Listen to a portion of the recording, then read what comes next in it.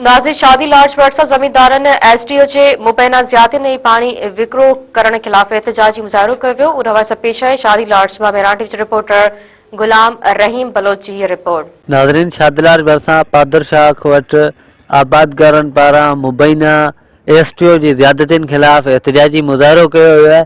अचो त एहतिजाज कंदड़नि सां ॻाल्हि ॿोल कयूं त उन्हनि जो छा चवणु। तो मुल्क मानर खोसकी ते नाल एसडीओ जो राष्ट्र शाकिर मेमण आहे उनजी जेको नाइंसाफ़ियूं आहिनि जेको 68 फुट जा पाइप गैर कानूनी लॻायो जेको उते आबादगारनि सां नाइंसाफ़ी करियो वेठो आहे। असां आला इख़्तियारनि खां नोटिस जो मुतालबो था करियूं त हिते आबादगारनि सां इंसाफ़ कयो वञे। इन जेको नाइल करप्ट जेको आहे पंहिंजो एसडीओ शाकिर मेमण उनखे हटाए जेको हिते जे आबादगारनि सां इंसाफ़ कयो वञे।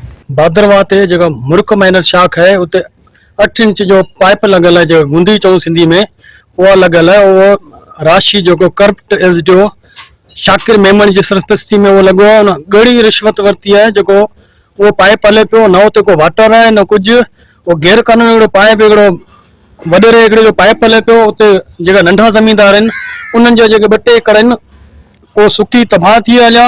उन ते आला इदारनि खे असीं चवंदासीं त नोटिस वठो, इन करप्ट राशि एसडीओ शाकिर मेमण के हटाए इन के कानून जे कटड़े में आंदो वञे। ॿी सूरत में असां आबादगार मिली सख़्त एहतिजाज कंदा। इन के फौरी तौर हटायो वञे, सुठो को आयो वञे जेको असां जहिड़ा एकड़ 2 एकड़ उनखे ज़मीनदार खे पाणी मिले, ज़मीनूं असांजी सुकी वयूं आहिनि। कैमरामैन आफ्ताब बलोच सां गॾु गुलाम रहीम बलोच, मेरान टीवी न्यूज़, शादी लार्ज।